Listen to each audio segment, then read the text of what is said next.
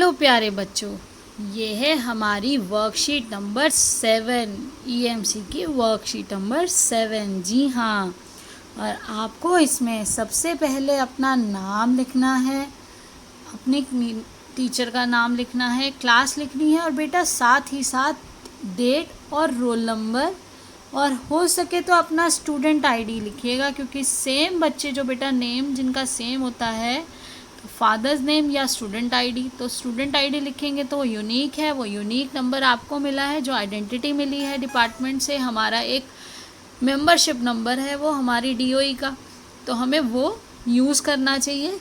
उससे आपकी जो टीचर है उनको भी पहचानने में बहुत आसानी रहेगी जब आप काम भेजेंगे कि किस बच्चे ने भेजा है। So let's start with our worksheet number 7 EMC। Now today we are going to do effective communication part 1। बेटा आज हम प्रभावी संचार के बारे में पढ़ेंगे। पिछले सप्ताह हमने अपनी क्षमता के अनुरूप करियर के बारे में समझा था। किसी भी करियर में प्रभावी संचार करना महत्वपूर्ण है। इसके लिए सबसे पहले ध्यान से सुनना और स्पष्ट रूप से बोलना सीखना होगा। तो बेटा कम्युनिकेशन होता क्या है, उन्होंने यही तो बताया कि हमने पिछले सप्ताह अपने करियर की अपनी क्षमताओं को जाना। पहले हमने अपनी एबिलिटीज़ को जाना और फिर अपने क्षमताओं को जानने के बाद जब हमें एबिलिटी पता चल गई तो हमें पता चला कि किस करियर में हम आसानी से और इन्जॉय करते हुए अपना काम आगे सक्सेसफुल होंगे। तो जब हमने करियर चुन लिया, लेकिन हर करियर में अपनी बात को कहना भी तो आना चाहिए, और कहने के लिए सुनना बहुत ज़रूरी है। तो यहाँ पर यही बताया गया है कि पहले हमें ध्यान से सुनना है कि क्या कहा जा रहा है, और उसके बाद हमें सही रूप से अपनी बात को कहना यानी कि बोलना सीखना है। तो देखिए आज हम इसको किस तरह सीखते हैं, और हमें उसके बाद उसकी प्रैक्टिस भी करनी है। तो नीचे दिए गए चित्र को देखिए और ये सब किस बारे में बात कर रहे होंगे। तो अभी हमने देखा है ना बेटा कि हमें अपने ध्यान से सुनना है और स्पष्ट रूप से बोलना है। तो ध्यान से हम देखते हैं। रवि ने कहा, मेरा जन्म रविवार के दिन हुआ था, इसलिए मेरा नाम रवि रखा गया। मिन्नी बोली, मेरी बड़ी बहन का नाम टिन्नी है, तो मेरा नाम मिन्नी रखा गया। अब नरगिस की बारी आई और नरगिस ने कहा, मेरी दादी नरगिस के फूल बहुत पसंद, मेरी दादी को नरगिस के फूल बहुत पसंद है, इसलिए मेरा नाम नरगिस रखा गया। अब सरबजीत की बारी आई तो उसने बताया कि मेरे पिताजी के मामा जी की याद में मेरा नाम सरबजीत रखा गया। तो बेटा इस तरह से सभी बच्चों ने अपने नाम की अलग अलग कहानी बताई। रवि ने अपनी कहानी बताई और सरबजीत नरगिस ने अपनी कहानी बताई। अब यहाँ पर हमें करना क्या है, रवि, मिन्नी और नरगिस, सरबजीत एक दूसरे को अपने नाम की कहानी बता रहे हैं। अपने नाम के बारे में आप क्या सोचते हैं? अपने नाम से संबंधित कोई एक चित्र बनाइए या चिपकाइए। तो आप अपने नाम से क्या समझते हैं उसका अर्थ जानिए और फिर उससे संबंधित एक चित्र बनाइए। मैं तो अपने नाम से संबंधित एक चित्र एक दीपक को बनाना चाहूँगी, क्योंकि दीपक क्या है, वो रोशनी फैलाता है और मैं इस तरह से पूरे जग को जगमगाना चाहती हूँ और ये ज्ञान सब जगह फैलाना चाहती हूँ। तो आप भी अपने नाम में देखिए कि आप अपने नाम को किस पिक्चर से, बटरफ्लाई से, सन से, आप जिस चित्र से अपने नाम को या आपका नाम जिस चित्र से संबंध रखता है उसको यहाँ पर बनाइए। उसके बाद देखिए, जैसे अगर आपका नाम यहाँ पर आप बेटा सूरज, तो सूरज का चमकना। फिर उसके बाद आप देखिए, जैसे नरगिस यहाँ पर बताया, रवि ने सूरज बनाया। अब अगर हम रवि का देखें तो रवि क्या बना सकता है, रवि सूरज बना सकता है। फिर नरगिस अपना फूल बना सकती है, रवि का मतलब सूरज होता है। नरगिस अपने लिए एक फूल बना सकती है जो उसको बहुत ज़्यादा पसंद हो। तो वो नरगिस बना सकती है। इसी तरह से आपको भी सोचना है कि आपके नाम के लिए आप कौन सा चित्र बनाएंगे। फिर देखिए आपके नाम की कहानी क्या है, अपने परिवार के सदस्यों से पूछिए। आपने अपने नाम की कहानी जानने के लिए उनसे क्या प्रश्न पूछे, यहाँ लिखिए। तो बेटा आपको अपनी कहानी आप कैसे पूछेंगे, आप अपनी माताजी से या पिताजी से पूछेंगे या दादा दादी जी से पूछेंगे कि माँ मेरा नाम किसने रखा था। पहला प्रश्न तो हम यही करेंगे कि मेरा नाम किसने रखा था। और फिर उसके बाद अच्छा फिर उन्होंने बताया आपको कि आपके पिताजी ने रखा, आपके दादाजी ने रखा। अच्छा मेरा यह नाम रखने का कारण क्या था, तो आपको उसकी कहानी इस प्रकार यहाँ पे पता चलेगी। और आपने जो जो प्रश्न पूछे ये आपका यूनिक तरीका है बेटा, हर बच्चा अपने तरीके से पूछेगा, इसलिए यहाँ आप अपने प्रश्न यहाँ पर लिखेंगे जो प्रश्न आपने पूछे इस कहानी को जानने के लिए। इसके बाद जब मुझे कहानी पता चल जाए तो मुझे क्या करना है, जब आपको कहानी पता चल जाए तो आपको अपने किसी साथी को फ़ोन करके अपने नाम की कहानी बतानी है। और अब इन प्रश्नों के उत्तर सोचकर लिखिए। तो देखिए आपने जिस साथी से बात की उसे ही क्यों चुना, क्या अपने बारे में उसे बताना आसान था, क्यों? तो ऐसे में तो हम सबसे अच्छे अपने प्रिय मित्र को ही चुनते हैं जो हमारी बात का मजाक नहीं उड़ाएगा। हमें डर लगता है ना पहली बार बताने में कि आखिर क्यों बता रहा है ये अपने नाम के बारे में और मैंने तो इससे पूछा ही नहीं है। तो हम ऐसे व्यक्ति को ही बताते हैं जो मेरी बात आराम से ध्यान से सुनने की इच्छा रखता हो।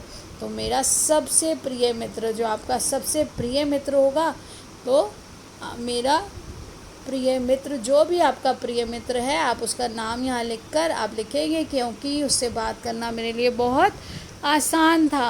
वह मेरी हर बात ध्यान से सुनता है और उसे समझने की कोशिश करता है। अब यदि यही बात किसी नए साथी को बतानी होती तो क्या उसे अपने नाम की कहानी बताना मुश्किल होता या आसान, क्यों? तो बेटा तब तो ये मुश्किल होता, यहाँ तो ये आसान था क्योंकि वो मेरा दोस्त था और मेरी सारी बात ध्यान से सुनता है और समझता है। लेकिन यहाँ पर ये मुश्किल होता है क्योंकि हम सभी बहुत ज़्यादा बिज़ी रहते हैं। तो हम सभी बहुत ज़्यादा बिज़ी होने के कारण आसानी से किसी की पर्सनल बात, किसी के बारे में जानने के लिए इच्छुक बहुत कम होते हैं। तो ऐसे बहुत कम लोग हमें मिलते हैं जो हमारी बात ध्यान से सुनकर समझना चाहते हैं। तो इसलिए आपको वो थोड़ी सी कठिनाई होगी ऐसे एक नए साथी को ढूंढने में, लेकिन ये कुछ भी असंभव नहीं है, क्योंकि यदि आप ईमानदारी से किसी से अपने बारे में बात करेंगे, अपने बारे में बात करना आसान नहीं होता, लेकिन यदि आप ईमानदारी से अपनी बात रखेंगे तो सुनने वाला व्यक्ति ध्यान से बात सुनता है। क्या आपको लगता है ये बात ठीक है, क्यों या क्यों नहीं? तो बेटा ये बात बिल्कुल ठीक है। जब आप थोड़ा सा ध्यान से सोचेंगे तो आपको ऐसे और भी साथी याद आएंगे जो आपकी बात बहुत ध्यान से सुनेंगे। केवल हमें अपने नेक साफ दिल से ईमानदारी से अपनी बात को कहना सीखना है। और ये हम कहना क्यों सीख रहे हैं, अब बेटा आपको एक चीज़ बताती हूँ कि ये सारी 21st सेंचुरी स्किल्स यानी कि 21वीं सदी की स्किल्स हैं। हम सेंचुरी को यहाँ सी ऐसे भी बनाते हैं, यहाँ फिर हम ऐसे सी साइड में भी लिखते हैं। तो ये 21वीं सदी की जो स्किल्स हैं, आज हमें आपको पता है कि क्या हो चुका है, ग्लोबलाइजेशन हो चुका है, पूरा विश्व एक ही स्थान पर हमें मिल जाता है इंटरनेट और सबके माध्यम से भी। तो जब हम अपनी बात को कहना सीखते हैं तो इसमें बहुत ज़रूरी क्षमताओं में ये क्षमता भी है कि हमें अपनी बात को कहना सीखना है, दूसरे की बात को समझना सीखना है और उसका निरीक्षण करना भी सीखना है, ताकि जो कहा जा रहा है उसको हम कनेक्ट करके उसका अप्लाई भी कर सकें। तो बेटा आपको किसी भी तरह से अपने संचार को प्रभावी बनाना है। तो प्रभावी संचार के लिए जो सुनता अच्छा है, जो व्यक्ति, ये देखिए अब यहाँ पर हमें बताया गया है, जो व्यक्ति कि सुनेगा अच्छी तरह से। बेटा ये कान में ये जो सिंबल बनाने की कोशिश की गई है ये बता रहा है कि देखिए पिछली गतिविधि में आपने अपनी बात को कहने के बारे में समझा। आइए अब अब समझते हैं सुनने के बारे में। जो भी ध्यान से सुनेगा, जो भी एक अच्छा श्रोता होता है, सुनने वाला, जब भी एक अच्छा श्रोता होगा वही एक अच्छा वक्ता बनता है बेटा। सुनने वाला श्रोता, और वही एक अच्छा वक्ता बनेगा, बोलने वाला। और आपकी कम्युनिकेशन स्किल यानी कि प्रभावी संचार आपका तभी होगा जब आपको पूरी बात पता होगी। और बात उसी को पता होती है, वही व्यक्ति पूरी तरह से कनेक्टेड हो सकता है, अपनी विचारों को भली भांति रख सकता है, जिसने ध्यान से सुना हो, जो बातचीत को ध्यान से सुने तभी आगे जवाब दे। तो बेटा वक्ता का मतलब क्या होता है? वक्ता का मतलब है बोलने वाला।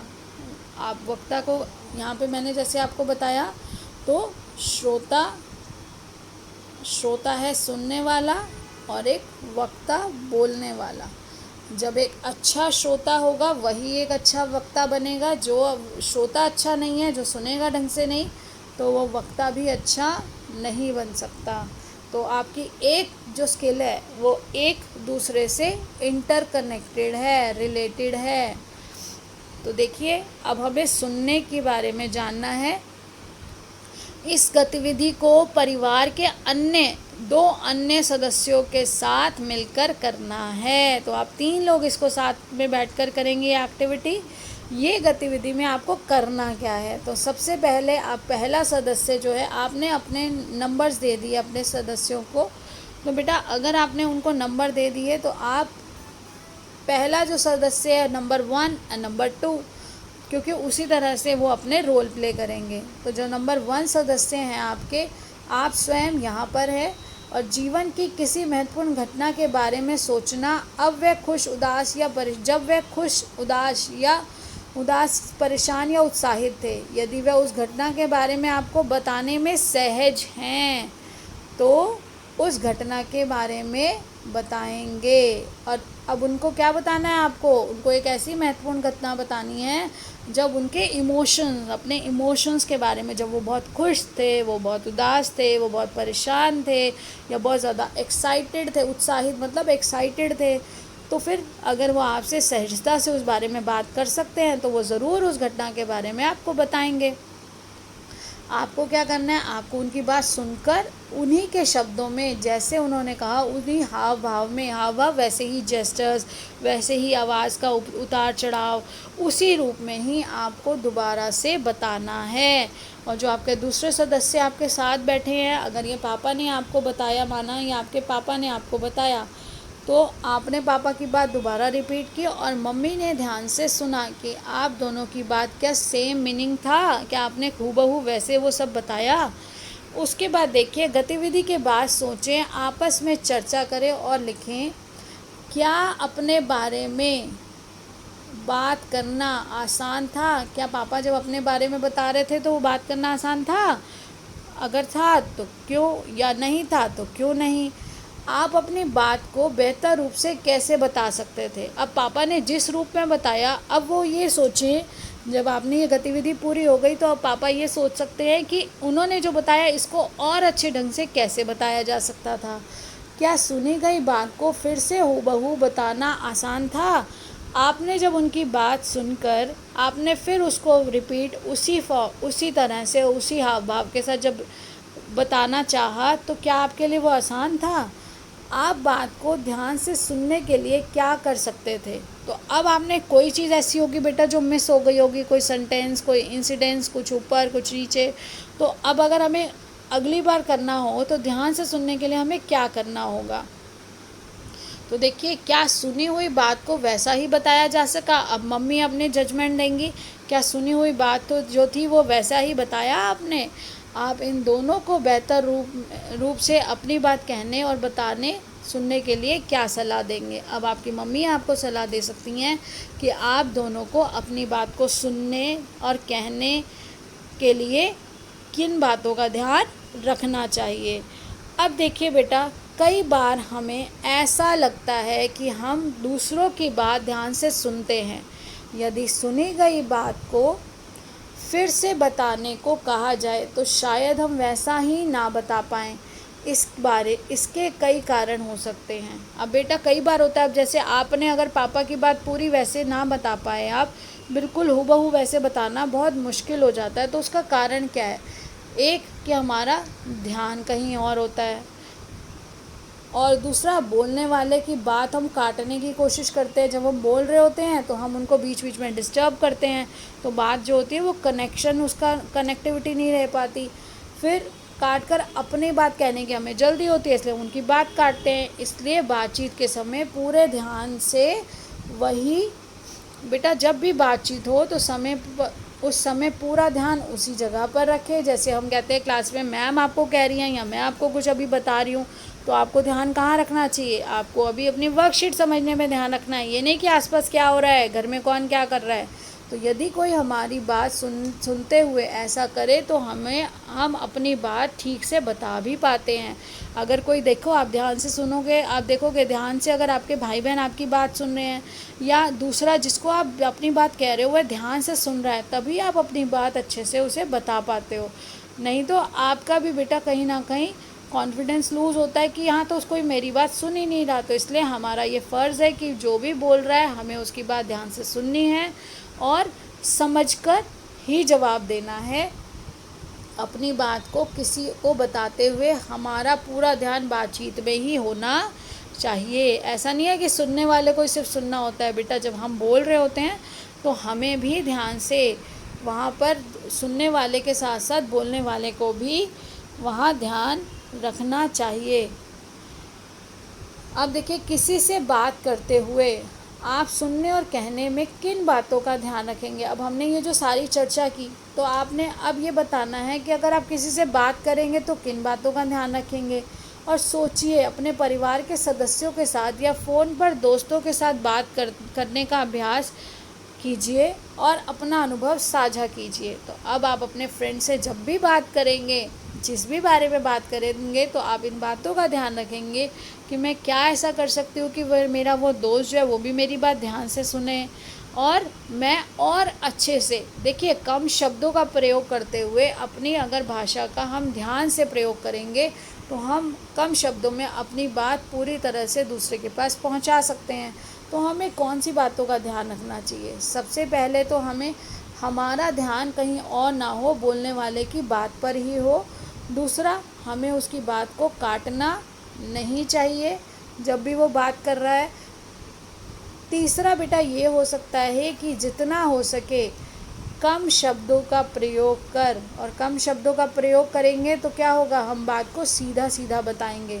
कम शब्दों का प्रयोग, और दूसरा बेटा सहजता, जो भी आप बोलें उसे गुस्से से नहीं, सहजता से, प्यार से बोलें।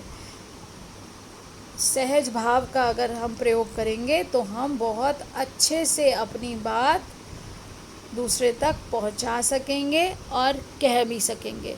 और इन बातों का ध्यान रखते हुए आप अपने दोस्त से, अपने परिवारजनों से जब भी फ़ोन पर बात करें तो अपने अनुभव को लिखें और साझा करें। अपनी ईएमसी की नोटबुक में लिखिए, अपनी कॉपी में लिखिए और उसे साझा करिए। जब आप उसका निरीक्षण करेंगे, उस बातचीत को जब आप एनालाइज़ करेंगे, निरीक्षण का मतलब है एनालाइज़ करना, उसके बारे में सोचना, उसके पॉजिटिव और नेगेटिव, प्रॉज एंड कॉन्स होते हैं बेटा, उसमें क्या अच्छाई थी, क्यों क्या बुराई थी। जब हम खुद उसको निरीक्षण करते हैं उसका, जैसे मैम आपकी कॉपी की निरीक्षण करती है, चेक करती है कि कहाँ कोई गलती तो नहीं है। जब आप अपनी खुद गलती निकालेंगे तो आप अगली बार उस गलती को दोहराएंगे भी नहीं और आप धीरे धीरे अपने संचार को प्रभावी बना सकेंगे। आशा करती हूँ आपको सब अच्छे से समझ आया। आप बहुत अच्छे से अपने व्यवहार में ये परिवर्तन लाकर अपने संचार को प्रभावी बनाएंगे, जो हमारे जीवन के हमारे जीवन में हर रूप से, हर जगह हमारे लिए बहुत उपयोगी है। बेटा स्कूल में भी उपयोगी है, आप क्लासरूम में, अपने दोस्तों के साथ, अपने समाज में जहाँ पर भी आप हमें संचार का हमें जो अपना प्रभावी संचार है वो बनाना है, और इसके सुदृढ़ होने से, इसके स्ट्रांग होने से हम अपनी बात को और अच्छे से सब तक पहुँचा पाएंगे और सक्सेसफुल रहेंगे, सफलता प्राप्त करेंगे। आशा करती हूँ आप इसे अपने व्यवहार में ज़रूर डालने की कोशिश करेंगे और इन बातों का ध्यान रखेंगे जब भी आप किसी से बातचीत करेंगे। सीखते रहिए, मुस्कुराते रहिए। धन्यवाद। आपका दिन शुभ हो।